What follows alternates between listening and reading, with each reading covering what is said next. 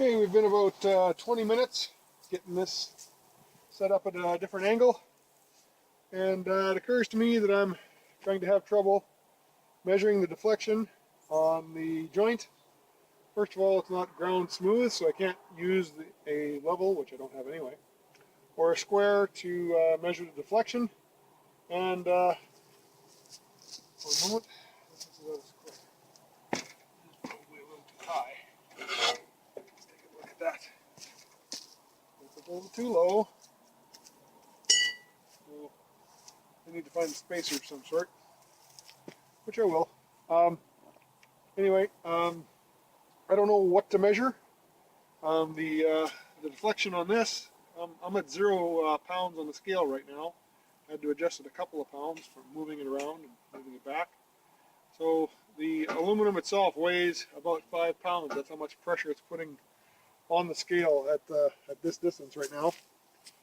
So what I'm going to do for my test, which is going to be fairly abbreviated, is just increase the weight on the scale 5 pounds at a time, and basically check how much hydraulic distance, how many pumps on the hydraulic ram are required, and see after I look at the video and compare the two from the last set of tests to this set of tests, see whether the results are comparable. Again, I'm going to level it out first. And so within my tolerance, 15 3/8 is the height from the deck boards to the tube all the way along. There's some ripple because the boards are warped, but plus or minus, it's close. Certainly close enough for the measurements that I'm doing. So right now I'm starting out with 5 pounds on the scale, but that's just the weight of the actual aluminum. It looks like I forgot to close the hydraulics. And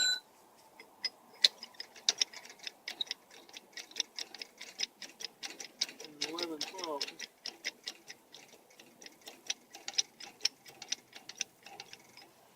Okay, we're going to move. How do I want to do this? This is 34 inches. This is where I was pushing before, but that's where a weld is. I don't know if I want to contact the weld or contact the tube. I don't think it's going to matter. I will leave it where it is, because right now there is actually one single point of contact, which is the weld. So we're at 10 pounds. I think we've got contact. Yep.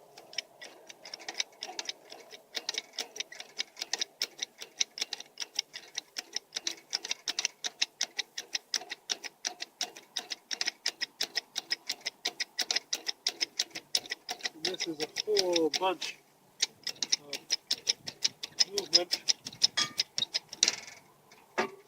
See, this is actually where it's going to engage. So I think I'm just going to put some spacers in there, because I'm going to run out of contact point on my hydraulic ram. The stroke is not really that far.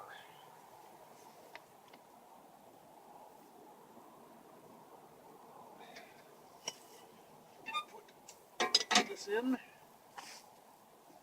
Well, we'll start with that. Over. Now instead of starting with 5 pounds, I'm starting with 15.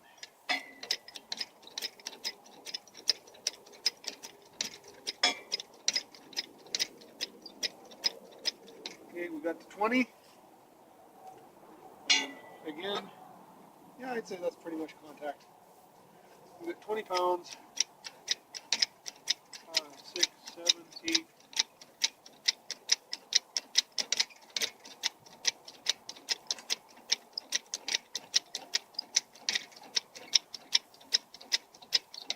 Okay, obviously the other side, here, you can see quite an angle.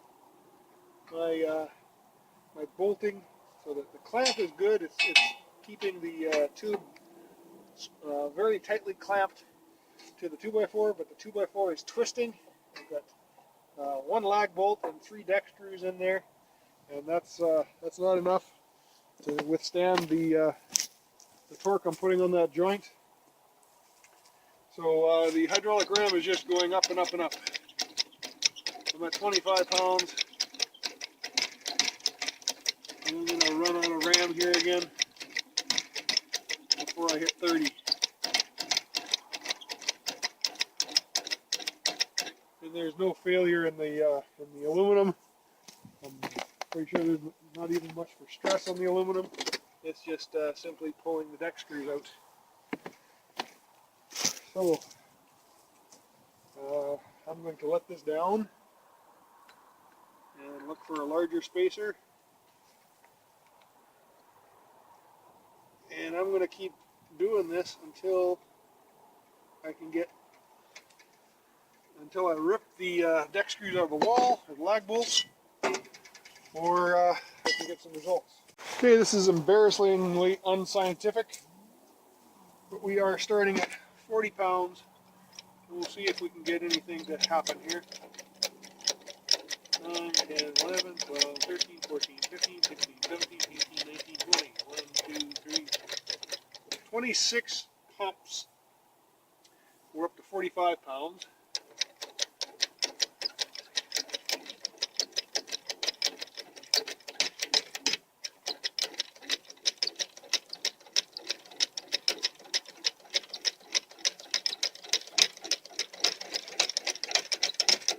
Okay, that's end of my stroke again. The bolts are probably pretty much ripped out of the